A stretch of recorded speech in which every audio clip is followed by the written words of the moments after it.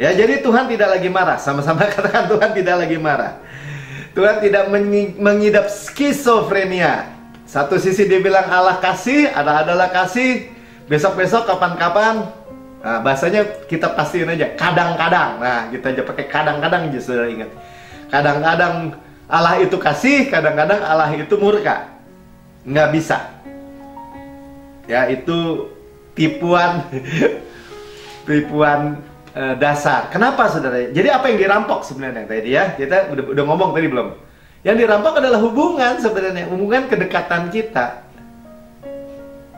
Ya, jadi kita memahami perjanjian baru kasih karunia atau covenant perjanjian baru kasih karunia ini dengan benar. Karena Allah itu benar, membuat orang berdosa itu benar. Karena kita ini adalah kebenaran Allah dalam Kristus.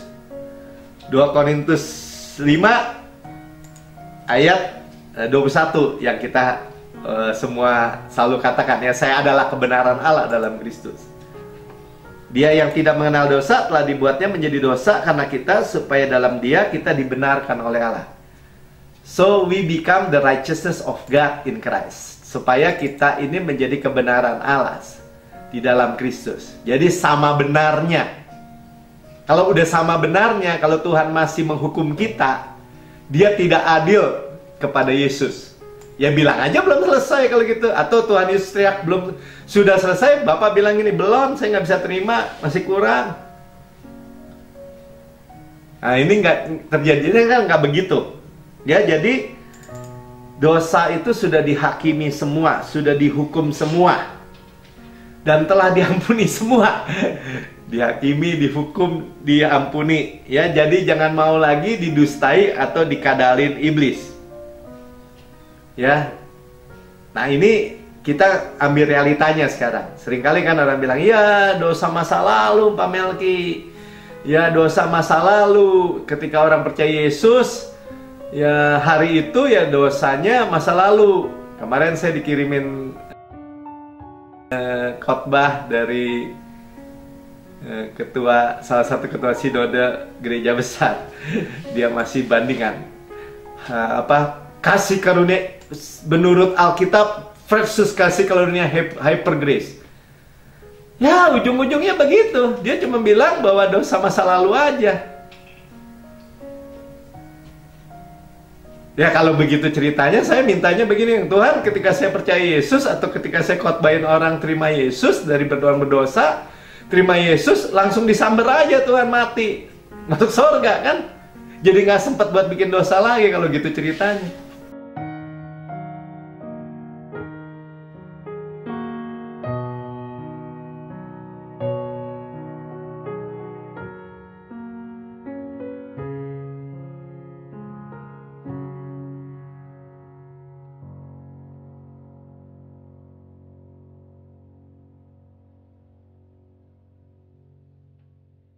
Ya, shalom semua, shalom.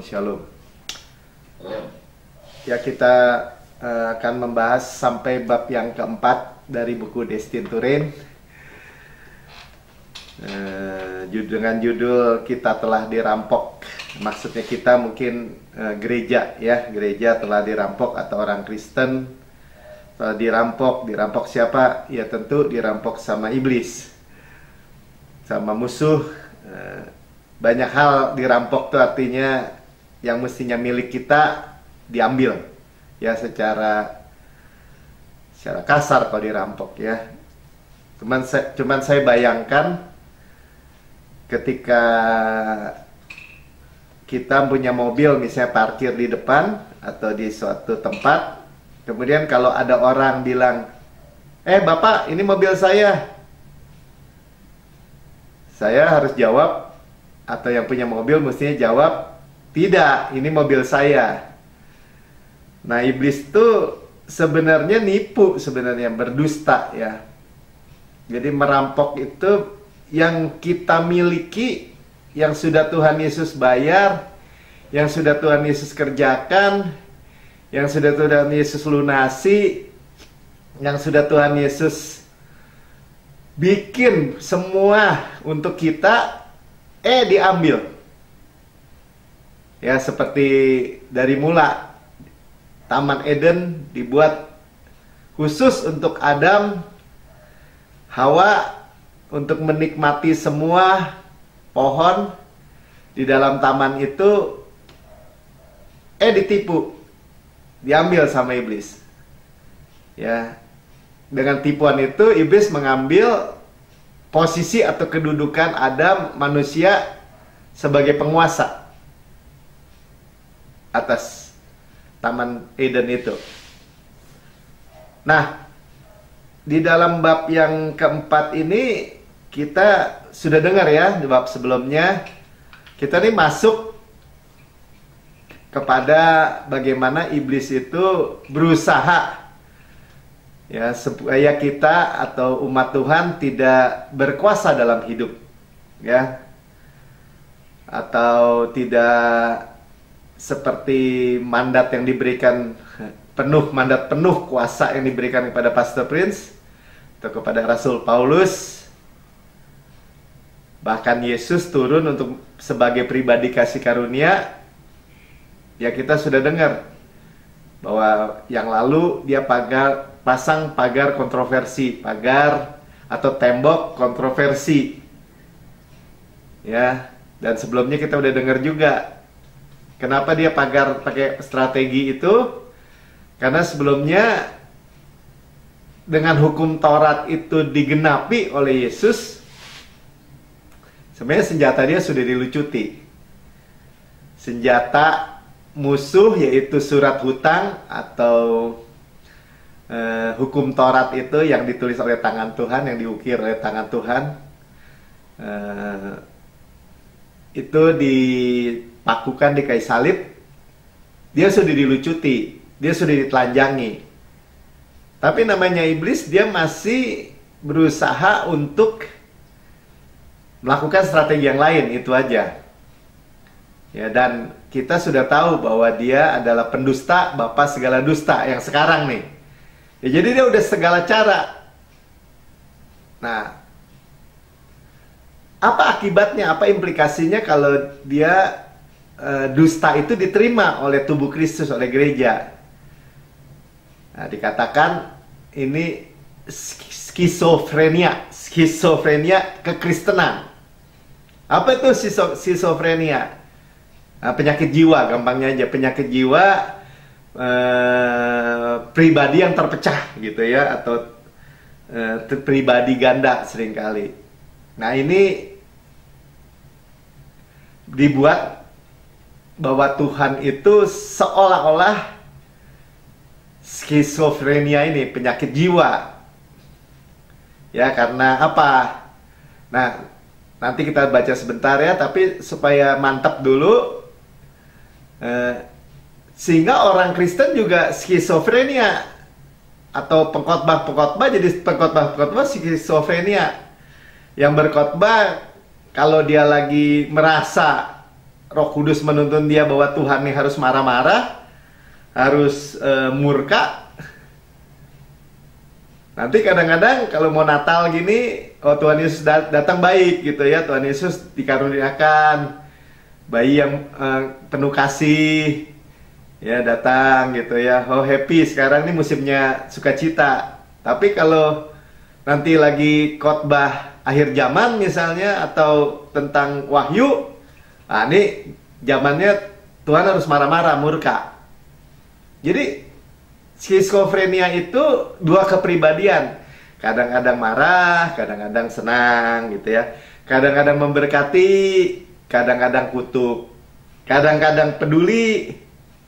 Wah, Tuhan itu sangat dekat dengan kita, peduli. Oh, dia itu di dalam kita. Kadang-kadang meninggalkan. Wah, Tuhan meninggalkan saya. Wah, saudara berdosa, saudara ditinggalkan gitu ya. Kadang-kadang memakmurkan. Oh, Yesus datang supaya kita boleh hidup dan berinya dengan segala kelimpahan. Kadang-kadang, oh ya dia bangkrut, nggak bayar perpuluhan sih, makanya bangkrut. Tuh Tuhan kasih bangkrut tuh, ya kasih miskin supaya dia belajar, berharap sama Tuhan mungkin dengan kemiskinannya, mungkin. Ya kadang-kadang menyembuhkan, kadang-kadang ngasih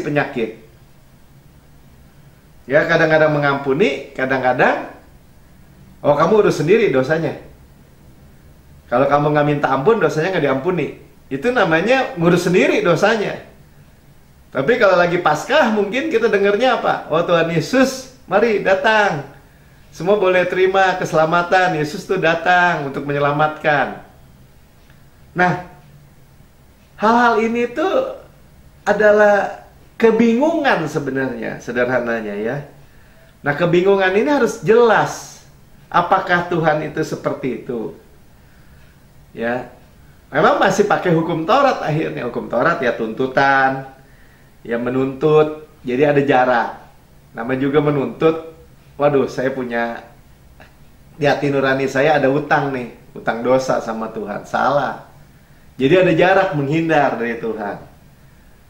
Ya, kalau kasih karunia itu mensuplai, dekat, kita tahu bahwa kasih karunia dan kebenaran itu datang. Nah, ini harus jelas dulu supaya kita nih nggak didustai lagi. Jangan ada dusta di antara kita gitu ya. Nah, Tuhan tuh nggak bisa berdusta. Kita udah tahu. Bapa, Tuhan, God cannot lie. Tidak dapat, mustahil lah. Pokoknya udah tidak dapat berdusta.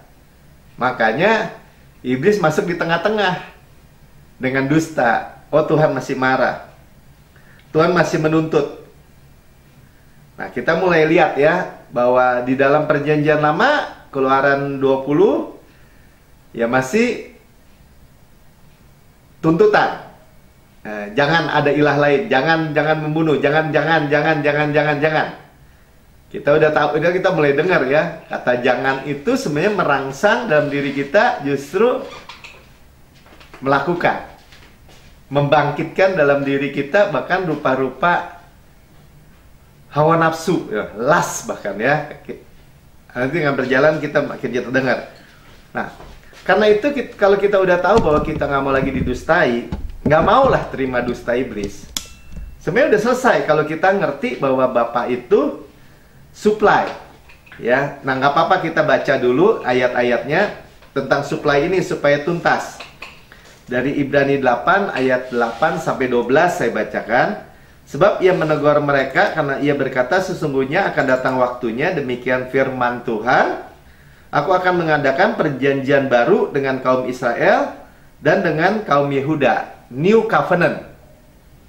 Ya, perjanjian lama tuntutan, hukum Taurat. Ya kan, Tuhan masih murka kan, sahabat Sodom dan Gomora. Tuhan masih murka kan membunuh orang Israel kalau dia salah. Karena tuntutan hukum Taurat begitu. Ya, kalau sebelumnya ya banyak hal Tuhan menjagai kasih karunia sebenarnya. Menjagai akan kedatangan Mesias, karena itu musuh-musuh yang mencoba membunuh Mesias ya berhadapan sama Tuhan. Nah, itu urusan lain ya sebenarnya. Tapi untuk orang Israel sebagai contoh, sebagai gambaran buat kita bahwa ada perjanjian yang baru. Bukan seperti perjanjian yang kuadakan dengan nenek moyang mereka. Perjanjian apa? Covenant Musa, ya, hukum Taurat Musa. Pada waktu aku memegang tangan mereka, membawa mereka keluar dari tanah Mesir. Ya, kita tahu di Gunung Sinai. Sebab mereka tidak setia kepada perjanjianku dan aku menolak mereka, demikian firman Tuhan. Jadi melalui perjanjian hukum Taurat nggak bisa dekat, Tuhan menolak. Ya, kenapa? Bukan hukum Tauratnya yang kudus, benar, adil. Yang salah bukan, tetapi manusianya. 10. Maka inilah perjanjian yang kuadakan dengan kaum Israel sesudah waktu itu, demikian firman Tuhan. Nah, sekarang apa yang kita mesti tahu dari supply itu? Kata kuncinya aku akan. Ya, aku akan. Kalau tadi kamu jangan. Kamu jangan, kamu. Sekarang aku akan. Ya, jadi sebelum kita masuk lebih dalam tentang apa kebohongan atau dusta-dusta iblis yang membuat orang Kristen itu kekristenan skizofrenia, kita mesti jelas dulu bahwa ini supply. Aku akan, aku supply. Aku akan menaruh hukumku dalam akal budi mereka dan menulisnya dalam hati mereka. Maka aku akan menjadi Allah mereka dan mereka menjadi umatku. Ya, ini tanggung jawabnya di tangan Tuhan. Aku akan. Ya, dan mereka tidak lagi mengajar sama warganya dan atau sesama saudaranya dengan mengatakan kenalah Tuhan, sebab mereka semua besar dan kecil akan mengenal aku. 11. Dan mereka tidak akan mengajar lagi sama warganya atau sesama saudaranya dengan mengatakan kenalah Tuhan. Kenapa? Karena Roh Kudus yang ngajarin kita. Saya ngomong sampai berbusa juga kalau Roh Kudus saudara menolak apa kesaksian Roh dalam diri saudara, dan itu nggak bisa ya, nggak bisa kenal, nggak bisa ngerti betapa besar kasihnya, lebar, panjang, tinggi, dalamnya nggak kukur, yaitu salib. Kalau kita udah bisa mengenal, itu kasih karunia. Sebab mereka semua besar dan kecil akan mengenal aku. Sebab aku, jadi aku akan menaruh belas kasihan terhadap kesalahan mereka dan tidak lagi mengingat dosa-dosa mereka. Ya, di bab berikutnya ini dikatakan klausa utama dari perjanjian baru. Jadi inti pokok, kalimat pokok daripada covenant atau perjanjian atau akad atau kontrak yang baru dari Tuhan, bahwa I remember your sin no more. Aku tidak akan mengingat lagi, atau tidak akan pernah mungkin mengingat dosa dan kesalahan mereka. Nah, itulah covenant atau perjanjian. Ya, kalau ada munculnya perjanjian yang baru, sama dengan perjanjian-perjanjian di dunia ini, yang lama ya kadaluarsa dong, nggak berlaku lagi. Oh, kotanya perjanjian dulu begini, ya. Oh, udah ada yang baru, udah tanda tangan. Ya, dengan darah, dipercaya dengan Roh Kudus. Ya, jadi kekristenan itu harus sudah jelas. Bahwa sudah done. Sudah selesai. Bukan do. Lakukan atau kerjakan, bukan. Sudah selesai. Done. Ya, jadi karena sudah done yang dilakukan oleh Yesus di kayu salib bagi kita dan sebagai kita, makanya kita 100% yakin, hakul yakin 100% bahwa Tuhan tidak akan pernah lagi marah dengan kita atau murka. Ya, tidak akan pernah lagi marah atau murka. Ya, kenapa? Karena semua murkanya itu sudah ditimpahkan, sudah dicurahkan, ditumpahin semua atas Yesus, kepada Yesus atau atas tubuh Yesus di kayu salib. Dah. Jadi kita ini mesti mempunyai benar-benar gini ya. Ah, Tuhan masih marah. Nggak bisa, udah gitu aja. Titik. Lu aja kalau mau dimurkai Tuhan, karena di bawah hukum Taurat. Dalam hati. Ya, kalau ngomong gitu sama orang marah ya. Tapi tidak akan pernah. Tapi Pak, dosanya udah begini, udah salahnya udah banyak banget, udah gagal mulu, udah kemarin gagal lagi. Tidak peduli. Tuhan sudah bayar overpayment. Ya, dan gak usah takut. Ya, gak usah takut. Saya selalu katakan gak usah takut dengan kepercayaan itu. Bukan berarti kita melanggengkan siklus dosa. Malah terbalik, malah paradok. Siklus kekalahan yang diputuskan. Malah dosa itu di-stop oleh kasih karunia.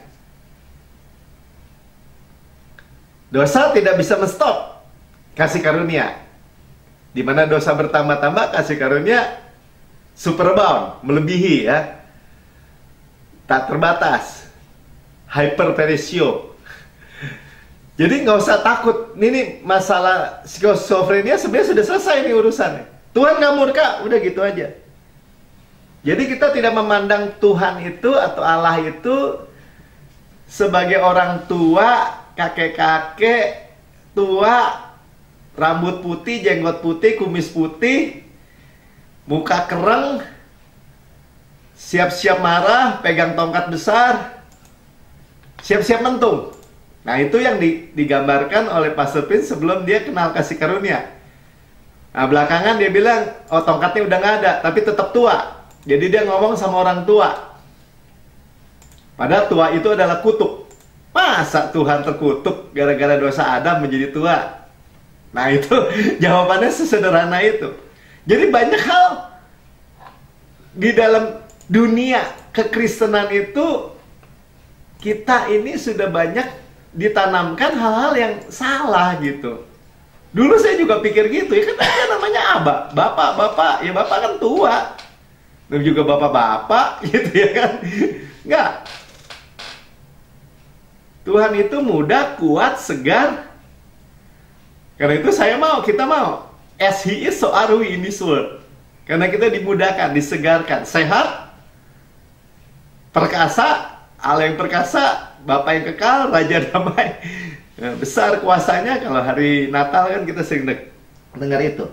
Nah, jadi tidak ada kutuk di sorga, saudara. Sama-sama katakan tidak ada kutuk. Ya, kita muda selamanya di dalam Kristus.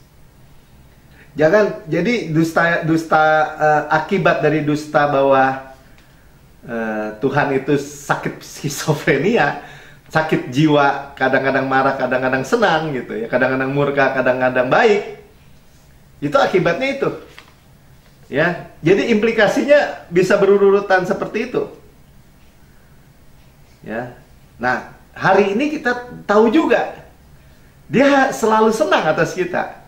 Kalau dia bilang ini, sukacitaku kuberikan, berarti dia penuh dengan sukacita, penuh dengan joy, penuh dengan damai sejahtera. Ya, selalu senang kepada kita. Sekalipun kita gagal, sekalipun kita salah, iya, gitu-gitu aja. Kenapa? Karena Kristus. Kepada kita karena Kristus. Kita ini selalu beloved, selalu anak Bapa yang dikasihi.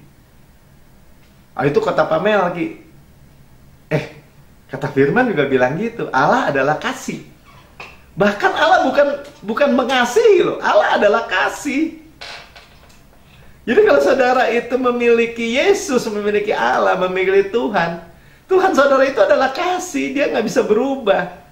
Kasihnya tuh nggak ditentukan oleh karena kita benar atau kita nggak benar, kita gagal atau kita nggak gagal, perbuatan baik kita atau perbuatan salah kita, nggak tergantung itu. Allah adalah kasih. Ya kalau ada orang bilang ini ya Pastor Ben suka kasih ilustrasi gini. Kalau misalnya kita punya mobil Mitsubishi atau Mas Aji namanya, Mas Aji punya mobil Mitsubishi, dia bilang. Jalan di kota Bandung, keliling-keliling kota Bandung. Ya, nah, umpama pabrik Mitsubishi di Jepang memiliki control room, bisa melihat semua mobil Mitsubishi di seluruh dunia, termasuk di kota Bandung yang dipakai oleh si Aji ini, Mas Aji namanya. Nah, di control room itu dia bisa melihat, wah ini orang mengemudinya gimana nih memakai Mitsubishi. Satu ketika dipakai udah bensinnya di E. Wah, Aji bilang ini, ini dibohongin sama Mitsubishi nih. Pasti banyak bensinnya. Ya, di control room di Jepang dia udah lihat. Wah, bandel nih orang nih. Udah punya sinyal ya, waktu kuning net mutin bunyi ya. Wah, bandel nih. Ya, diperhatikan masih dijalanin juga, udah indikatornya sudah di E. Sampai akhirnya mogok, jeret. Orang Jepang marah, dia bilang ini, Aji bodoh ini, katanya. Bikin saya marah, katanya. Nah, di control room Jepang itu punya tombol yang bisa mencet dan mobilnya Aji di kota Bandung itu meledak. Ajinomoto, katanya. Ajinomoto, katanya. Mati modal. Seolah-olah kita anggap Tuhan itu tungguin gitu, bahwa kalau orang Kristen salah, dipencet tombolnya di surga untuk meledak. Dia pakai apa? Wah, Tuhan murka di perjanjian lama, Tuhan tuh murka di kitab Wahyu. Nah, ini kita mesti selesaikan malam ini. Minimal yang mendengar mesti tuntas mendengarnya, bahwa murka yang saudara lihat di perjanjian lama, di perjanjian di kitab Wahyu, sekali dan mesti mantap nih semua. Bagi orang-orang yang menolak Yesus, sudah gitu aja. Ya, kalau saya ceritain bisa panjang. Pokoknya kalau intinya, kalau di kitab Wahyu 1-5, oke, buat gereja. Setuju saya buat gereja. Ada teguran, saya terima. Tapi kalau murka, cawan murka, sangka kalah, begini, ada apa orang percaya gini. Itu untuk Israel yang ketinggalan. Ya pokoknya intinya, sekarang tidak ada lagi penghukuman di dalam Kristus, itu mutlak. Bagi kita tuh harus mutlak, buat sepenuhnya. Dan kita sudah tahu, yang di barusan saya bilang ya, bahwa murka Tuhan itu sudah dicurahkan tuntas, total, penuh kepada Kristus. Ya, sudah ditumpahkan kepada Yesus. Dalam 3 jam kegelapan, kalau saudara bisa nanti lihat gambar, ya tapi kapan-kapan lah ya. 3 jam dalam kegelapan itu, kan Yesus disalib tuh pas hari Paskah. Dari jam 9 sampai jam 12 ya dia bicara gini. Tapi kemudian setelah jam 12 sampai jam 3 itu kegelapan menutupi seluruh. Ya mesti siang terang-terang seterang-terangnya, malah gelap segelap-gelapnya. Disitulah kegelapan itu seperti angin puting beliung gitu ya. Dosa, penyakit, kutuk, murka, semua tuntutan, penghukuman itu ditimpakan semua kepada Yesus. Ditimpakan, dicurahkan kepada tubuh Kristus. Semua. Bagaimana Bapak buktinya semua? Buktinya setelah itu Yesus masih hidup. Dan berkata, Bapa, ke dalam tanganmu kuserahkan nyawaku. My spirit. It is finished. Selesai. Korbannya jauh lebih besar daripada murkanya. Api murkanya itu diserap dan Yesus masih hidup. Itu menggambarkan apa? Menggambarkan bahwa pembayarannya jauh lebih besar. Ya, jadi Tuhan tidak lagi marah. Sama-sama katakan, Tuhan tidak lagi marah. Tuhan tidak mengidap skizofrenia. Satu sisi dia bilang Allah kasih, adalah kasih. Besok-besok kapan-kapan. Nah, bahasanya kita pastiin aja, kadang-kadang. Nah, kita aja pakai kadang-kadang aja, saudara ingat. Kadang-kadang Allah itu kasih, kadang-kadang Allah itu murka. Nggak bisa. Ya, itu tipuan dasar. Kenapa saudara? Jadi apa yang dirampok sebenarnya tadi ya? Kita udah ngomong tadi belum? Yang dirampok adalah hubungan sebenarnya, hubungan kedekatan kita. Ya, jadi kita memahami perjanjian baru kasih karunia atau covenant perjanjian baru kasih karunia ini dengan benar. Karena Allah itu benar, membuat orang berdosa itu benar. Karena kita ini adalah kebenaran Allah dalam Kristus. 2 Korintus 5 ayat 21 yang kita semua selalu katakan ya, saya adalah kebenaran Allah dalam Kristus. Dia yang tidak mengenal dosa telah dibuatnya menjadi dosa karena kita, supaya dalam dia kita dibenarkan oleh Allah. So we become the righteousness of God in Christ. Supaya kita ini menjadi kebenaran Allah di dalam Kristus. Jadi sama benarnya. Kalau udah sama benarnya, kalau Tuhan masih menghukum kita, dia tidak adil kepada Yesus. Ya bilang aja belum selesai kalau gitu. Atau Tuhan Yesus teriak belum, sudah selesai, Bapak bilang ini belum, saya nggak bisa terima, masih kurang. Nah ini nggak terjadi, kan nggak begitu. Ya jadi dosa itu sudah dihakimi semua, sudah dihukum semua, dan telah diampuni semua. Dihakimi, dihukum, diampuni. Ya jadi jangan mau lagi didustai atau dikadalin iblis. Ya, nah ini kita ambil realitanya sekarang. Seringkali kan orang bilang, ya dosa masa lalu Pak Melki. Ya dosa masa lalu. Ketika orang percaya Yesus, ya hari itu ya dosanya masa lalu. Kemarin saya dikirimin khotbah dari salah satu ketua sinode gereja besar. Dia masih bandingan kasih karunia menurut Alkitab versus kasih karunia hyper grace. Ya, ujung-ujungnya begitu. Dia cuma bilang bahwa dosa masa lalu aja. Ya, kalau begitu ceritanya, saya mintanya begini, Tuhan, ketika saya percaya Yesus atau ketika saya khotbahin orang terima Yesus dari berdosa, terima Yesus, langsung disamber aja Tuhan, mati. Masuk surga kan? Jadi nggak sempat buat bikin dosa lagi kalau gitu ceritanya. Lagi pula kita juga tahu ya bahwa ya berikutnya dia bilang ya itu kan justification masa lalu aja. Nah berikutnya sanctification, harus menguduskan diri Pak Melki. udah sampai masuk level ini, berikutnya ada harus lulus lagi glorification. Wah dia bilang ini dibuang nih sama hyper grace, dia bilang gitu. Ya gimana kita menguduskan diri, kita dikuduskan. Kita dimuliakan. Awalannya aja udah di sama me beda. Tapi terus saja didustai. Karena kalau ditanya, kalau kita gagal di waktu menguduskan diri gimana Pak? Mati terus di sini. Ya masuk neraka. Ya kalau gitu jangan bilang hidup kekal dong. Hidup belum tentu selamat. Nah gitu mendingan. Jadi dusta itu sebenarnya terlalu ketara. Tapi kan ya tentu pakai ayat-ayat ya, semua nipunya ya. Iblis juga pakai ayat-ayat. Jadi kita nih percaya, tadi ya, percaya pertama Tuhan tuh nggak marah lagi, nggak murka lagi sama kita.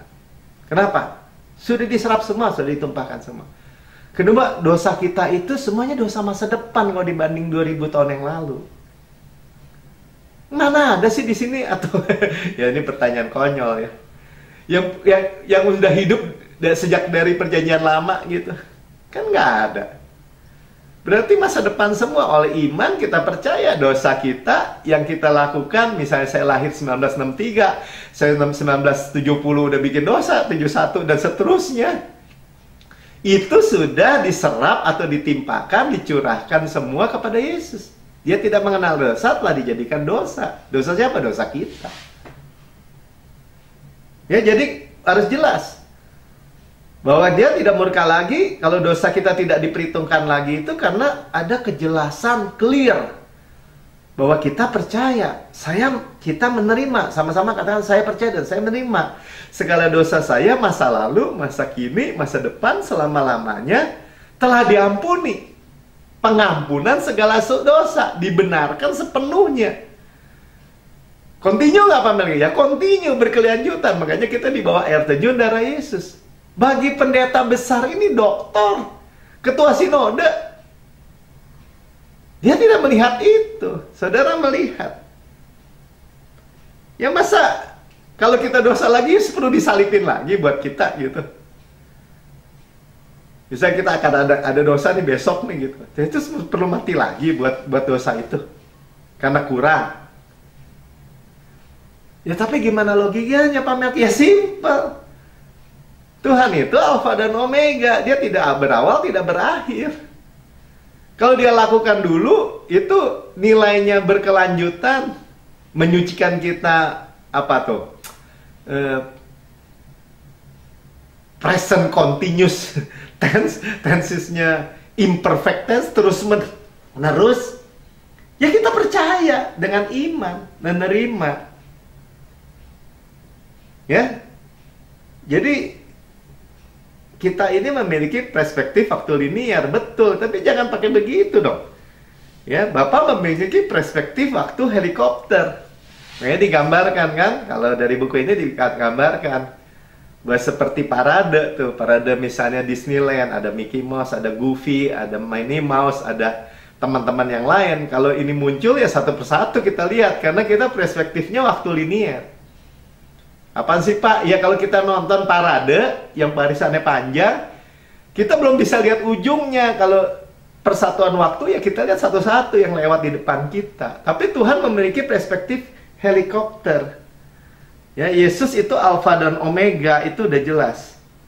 Wahyu 1 ayat 8 ya, aku adalah Alfa dan Omega, firman Tuhan Allah, yang ada, yang sudah ada, dan yang akan datang, yang maha kuasa. Dia anak domba yang disembelih itu Alfa dan Omega. Nilainya itu kekal. Jadi kalau Tuhan katakan nih, murka saya sudah diserap semua oleh Yesus, saya tidak lagi marah kepada kamu. Kepada Yesus apalagi, ya kan? Sudah selesai, sudah dibangkitkan, dia dibangkitkan oleh pembenaran kita. Artinya apa Pak Melki? Artinya kalau masih ada sisa satu dosa aja, sekecil apapun nggak bisa dibangkitkan Yesus. Faktanya Yesus dibangkitkan, naik ke surga, duduk di sebelah kanan Allah Bapa. Dan kita didudukan bersama Yesus, itu faktanya. Ah, bandel lah, gue buang lagi ke bumi. Ya nggak begitu kan ceritanya. Makanya bahasa saya didustai, dikadalin. Ya, jadi skizofrenia kekristenan itu namanya dikadalin. Karena nggak mengerti once and for all, sekali dan untuk selama-lamanya. Misalnya Ibrani 10 ayat 10. Oleh karena kehendaknya inilah kamu telah dikuduskan sekali dan untuk selama-lamanya oleh penebusan tubuh Kristus. Ya, jadi karena udah dikuduskan, bisa dimurkai lagi nggak? Nggak bisa. Yakin udah 100%. Ya, terus kemudian kan pertanyaan gini, wah asik dong bikin dosa. Nah selalu kan gitu, selalu kaitnya orang tuh lompat gitu. Dia tuduh orang kasih karunia itu izin berbuat dosa, tapi sebenarnya dia bilang asik berbuat dosa. Dia yang bilang, ya enggak, udah jelas. Tanya aja kepada diri masing-masing. Setelah kita terima kasih karunia yang seperti ini, kita mau nggak? Kita mengingini nggak kehidupan yang penuh dengan kehormatan gitu? Ya orang yang hidup dengan berzina, narkoba, berjudi, bukan selamat Pak, tetap Pak, ya terserah, tapi itu bukan hidup yang terhormat yang kita mau. Itu nggak memuliakan Tuhan secara horizontal. Masa orang Kristen begitu? Ya, enggak. Kita tahu bahwa kehidupan kita justru dibebaskan dari itu, dari kecanduan itu, dari keterikatan itu. Ya, oleh satu-satunya harapan itu kasih karunia ternyata. Ya, Roma 6 ayat 14. Saya nggak tahu nih, kita udah sering ngomong ya, tapi ya baca lagi aja. Sebab kamu tidak akan dikuasai lagi oleh dosa. Tidak akan. Bahasanya kata cannot, tidak akan dikuasai lagi oleh dosa. Dosanya kata benda, katanya tidak dikuasai lagi oleh kecanduan, tidak dikuasai lagi oleh narkoba, tidak dikuasai lagi oleh pornografi, tidak dikuasai lagi oleh perzinahan, tidak dikuasai lagi oleh amarah, kesombongan, dan semua hal-hal yang buruk. Karena apa penyebabnya Pak? Ya karena ini, kamu tidak berada di bawah hukum Taurat, tetapi di bawah kasih karunia. Karena di bawah kasih karunia udah gampang itu aja. Jadi hanya kasih karunia harapan. Jadi udah kita itu jadi dimurkai, Tuhan gak marah sama kita. Ya kadang-kadang kita masih bisa gagal, tapi kita gak senang hidup dengan kegagalan itu. Karena ada konsekuensi, kita iyalah.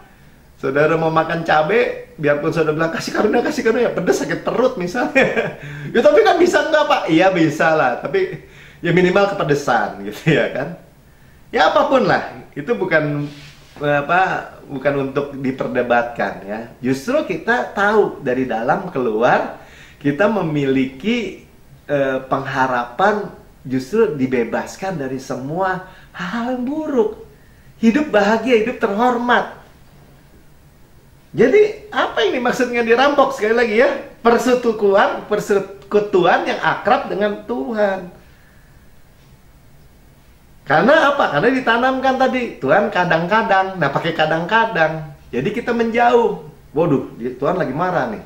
Ada loh pendeta yang bilang gitu, pendeta besar juga. Dia bilang sama jemaatnya semua, ini ya, Tuhan lagi keluar pedang nih, Tuhan lagi murka nih. Wah, dia bilang COVID-19 itu murka Tuhan, keluarin pedang gitu, pedang menyala-nyala. Wah, kalian semua ngumpet ya, sembunyi dari Tuhan, Tuhan lagi marah, lagi murka. Nah, dianggap kalau di rumah atau kita ibadah begini, work from home, atau ini lagi ngumpet katanya dari murka Tuhan. Nah itu kan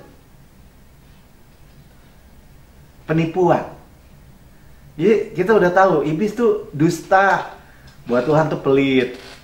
Ya, wah, Tuhan itu kasih kata Hawa, iya, ini semua pohon di taman ini saya boleh makan nih. Padahal Tuhan bilang kamu boleh makan dengan freely, dengan bebas.